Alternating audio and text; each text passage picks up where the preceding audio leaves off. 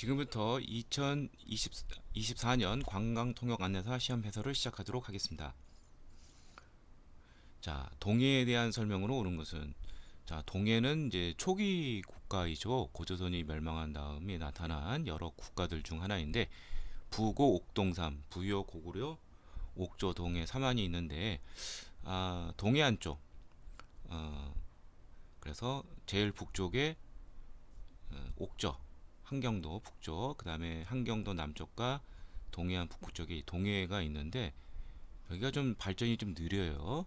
대신 폐쇄적인 모습과 함께 동해안에 어떤 그런 특산물이 많은데, 아, 일단 특산물로서는 짧은 활, 단궁, 그 다음에 과수 아래를 지나갈 수 있는 작은 말, 과하마, 그 다음에 이제 바다 표범의 가죽에 해당하는 이제 반어피, 이런 특산물 등이 있었습니다.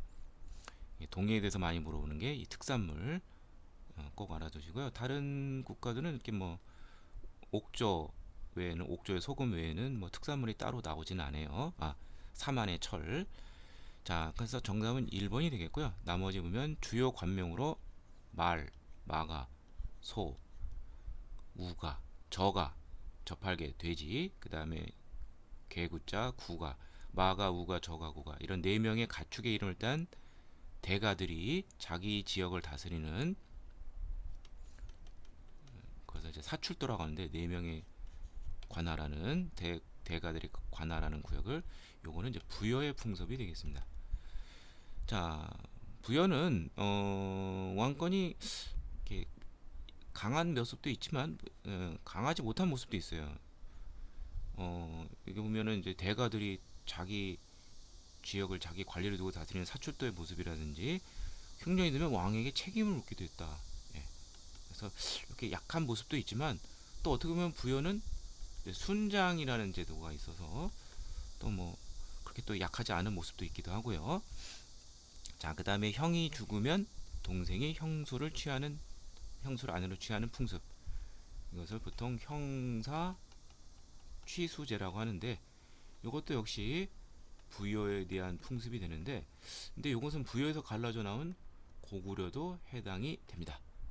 예, 그래서 정답은 1번이 되겠습니다. 그래서 동해를 한번 정리를 해보면은요, 저희 초기 국가 중에서 제일 북쪽 백두산에서 나오는 이제 송화강 중하류 쪽에 자리 잡고 있는 부여, 여기서 갈라져 나온 압록강 지류 홍강류에서 나온 이제 고구려, 강원도 북부 옥저, 그 아래쪽 남부 동해, 그다음에 한반도 쪽에 이제 사만, 중남부 쪽에 사만이 있었죠. 자, 그 다음에 옥조하고 동해는 이게 좀 낙림산맥이 이제 가로막고 있어서 선진 문물을 받아들이기가 좀 힘들어요. 그래서 여기는 왕국, 연맹 왕국으로 선장을 못해하고 군장 국가 정도에서 멈췄습니다. 옥조도 동일한데, 그래서 여기 군장 이름은 읍군이라든지 삼로, 이런 명칭이 있다는 거. 그 다음에 폐쇄적인 모습을 보여줘요, 사회 자체가. 그래서 배우자를 다른 시족에서 찾는 조계혼이라든지, 각 부족마다 이제 경계를 정해놓고 침범할 시 배상하게 하는 책화, 요게 시험이 많이 나오죠. 그 다음에 제천 행사로서 무천 10월에, 이것도 좀 알아두시고요. 특산물 아까 나왔던 짧은 활, 단궁, 과수하를 지나갈 수 있는 작은 말, 과하마, 그 다음에 반어피, 바다표범 가죽, 요 세 가지를 꼭 알아두시길 바랍니다. 2번 청동기 시대에 대한 설명으로 옳은 것은, 자, 청동기 시대, 여기 지금 선지를 보니까 이제 도구로 어떤 걸 사용했느냐. 자, 금속고인 이제 청동이 나타나는데, 가장 대표적인 것이 이제 비파형 동검이죠. 그 다음에 청동 거울인 어, 거친 무늬 거울, 나중에 이제 그 잔무늬 거울로 바뀌는데, 자, 무기이고, 거울은 무기는 아니죠. 근데 이제 그 요런 것 등은 뭐 뭐 전투라든지 뭐 무슨 미용 이런 거로 썼다기보다는 청동기 시대는 이제 계급이 발생하고 군장이 나타나죠. 그리고 또 하나는 이제 제사장도 중요한 역할을 하기 때문에 이제 재정일치 사회예요. 그래서 이 제사와 관련된 의식용 도구가 필요한데, 그래서 청동기 시대 무적지에 보면은 이 비파형 동굴과 함께 거친 무늬 거울도 나타나는데, 이런 것은 의식용으로 사용됐다 이렇게 볼 수가 있습니다. 제사라는. 자, 그럼 나머지 선지를 보도록 하죠. 빗살무늬 토기를 사용했다. 농경이 시작이 된 신석기 시대 때는 저장도구로 빗살무늬 토기를 사용했습니다. 근데 신석기 시대 때 빗살무늬 토기만 있었던 거는 아니에요.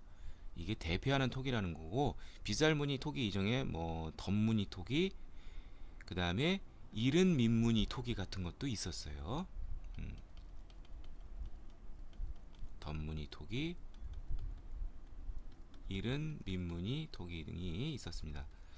자, 근데 여기서 이제 이 문제가 좀 논란의 여지가 있는데, 자, 이 민무늬 토기는 청동기 시대의 대표적인 토기예요. 청동기를 대표하는데, 청동기 시대도 이름 민무늬 토기만 있는 게 아니라 뭐 미송리식 토기, 손잡이가 달려 있는, 그 다음에 뭐 붉은 간토기, 뭐 이런 것 등도 있어요. 그래서 여기서 이제 문제는 사용되기 시작하였다 그랬으니까, 이거는 이제 이른 민무늬 토기를 말하는 거예요. 자, 요거는 신석기 시대를 대표하는데 좀 약간 논란의 여지가 있긴 하죠. 예. 그래서 정답은 2번으로 해주시고요. 소를 농경에 생활하는 양상이 널리 확산이 되었다. 자, 우경이라고 저 소우자를 써서 이거의 기록은 신라 지중왕 때 그 기록이 있는데 6세기 초의 일이에요. 이게 시작이 되었다. 이게 널리 확산이 됐다. 이건 더 이유가 되겠죠. 그러니까 청동기 시대하고는 관련이 없겠죠. 자, 그래서 정답은 2번이 되겠습니다. 자, 청동기 시대 다시 한번 정리해 보면, 자, 계급이 나타났다. 그 이유는 이제 생산력이 발전했기 때문에 그런 것이고, 지배자 군장이 나타나고 계급의 출현을 보여주는 대표적인 게 고인돌 유적, 사유재산, 잉여물을 자기가 소유하죠. 자, 청동기와 관련된 거 비파형 동검, 그다음에 거친 무늬 거울 등이 있는데, 이런 것은 전투 또는 뭐 화장, 뭐 미용 도구가 아니라 어떤 제사, 의식용 도구로 사용이 되었다. 이렇게 이해하시면 되겠고, 대표적인 토기는 청동시대 민무늬 토기, 그 다음에 고조선화와 관련되어 있는 손잡이가 있는 세력검에 관련되어 있는 미동시 토기, 뭐 붉은 간토기, 여러 가지 토기가 나타났어요. 자, 그 다음에 변홍사가 시작이 됐다. 그래서 그 이삭을 자르는 도구 반달 돌칼, 이게 시험에 문제 많이 나고요. 청동 농기구는 없습니다. 예, 고가이기 때문에 이런 데 쓸 수는 없죠. 자, 그래서 정답은 2번이 되겠고요. 다음, 단군의 건국에 관한 기록이 있는 문헌으로 옳은 것을 모두 고른 것은, 자, 뭐 흔히 상국유사, 일연승려가 쓴 상국유사, 그 다음에 비슷한 시기, 이게 이제 몽골 침략기죠. 원해 간섭기. 그래서 이승유가 저술한 제왕운기, 요 두 개는 꼭 알아두시고요. 삼국사기는 이제 김부식이 저술한 삼국시대에 관한 것인데 고조된 기록은 없어요. 그 다음에 이제 김대문이라는 통일신라기 때 인물이 쓴 화랑세기, 화랑에 대한 기록이죠.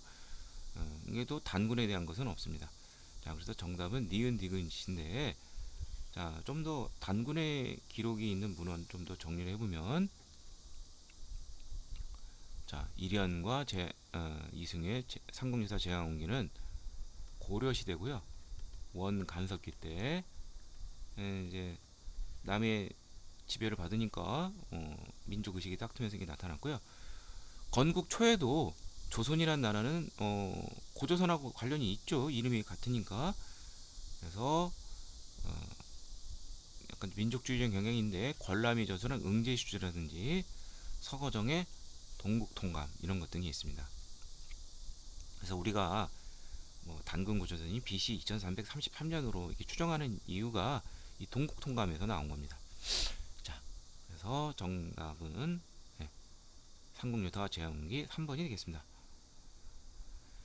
다음 신라 성덕왕의 재위 기간이 있었던 사실을 오는 것은 자 선지를 보니까 이게 토지제에 대한 내용이에요.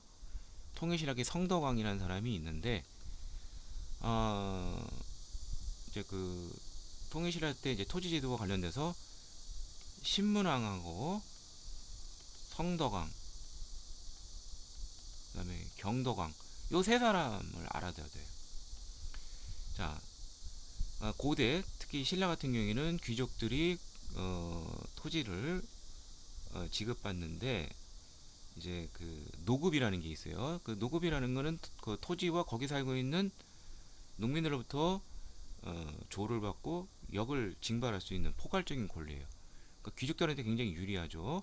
근데 신문왕은 이것을 약화시키기 위해서 어, 수조권만 가질 수 있도록 관료전을 지급을 하고 노급을 폐지를 했어요. 그리고 여기 나온 성덕왕 때는 더욱더 농민들이 국가에 직접 조를 바칠 수 있도록 그러면 토지를 줘야 되겠죠. 그래서 정전이라는 것을 지급을 했습니다. 722년. 근데 경동왕 때는 귀족들이 이제 반발이 심해졌어요. 그래서 다시 노급이 부활했습니다. 이게 757년인데 요 사실을 꼭 정리해 두시길 바랍니다. 그래서 정답은 1번이 되겠고요. 촌민 농민들에게 정전을 지급했는데 경작을 하고 국가에 조를 바쳐야 되겠죠. 대가. 자, 나머지 보면 관료전을 지급하고 노급을 폐지했다. 이게 신문왕 때죠. 관료전 지급이 먼저인 687년, 노급 폐지가 689년. 자, 관료전을 폐지하고 노급을 부활했다. 이게 바로 경동왕 때 757년.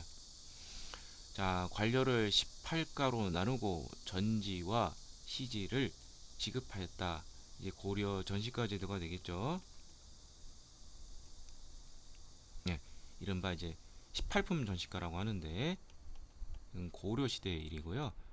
처음 시작이 된 것은 경종 때 시작을 하고 목종 때 좀 더 개선을 하고 이때가 이제 그 18과로 나눈 18품 전시가가 되겠고 그다음에 최종적으로는 이제 문종 때 경정 전시가로 완성이 되죠. 예, 이건 고려 시대니까 무관하죠. 자, 그 한번 정리를 해보면 통일신라 시대 토지제도 변화, 신문왕 때 관료전을 지급을 하고 예, 이거는 수조권만 갖는 거예요. 귀족들이 노급은 거기 있는 농민으로부터 역을 징발하고 예, 그런 특권이 있었는데 이거를 못하죠.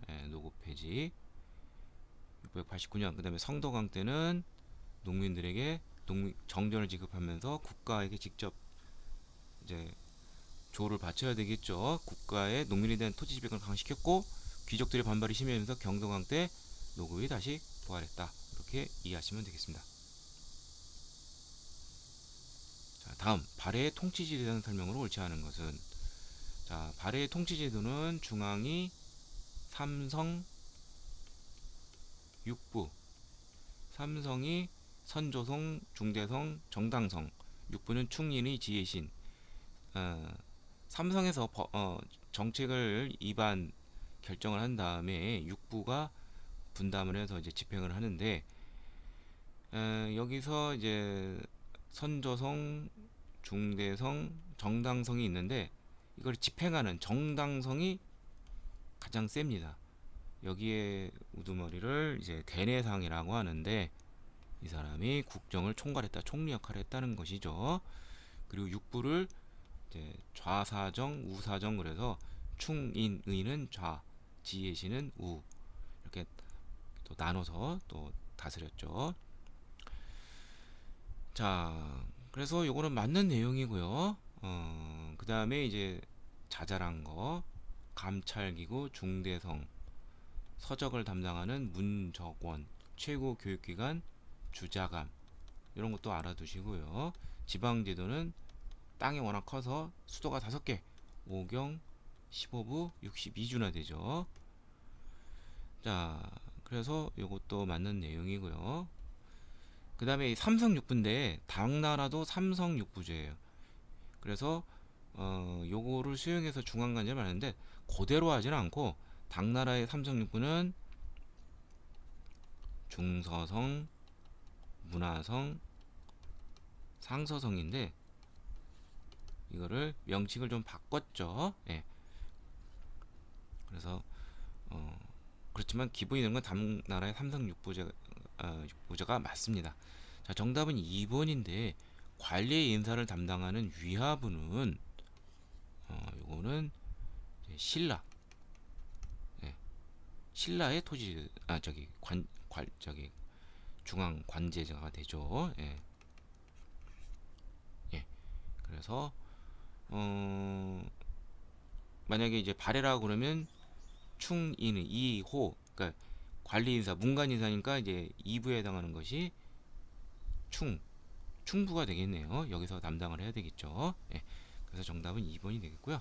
자, 발해 통치제도 다시 한번 정리를 하면 삼성, 선조성 법안을 위반을 하고 중대성에서 심의를 하고 정당성에서 이제 집행을 하죠.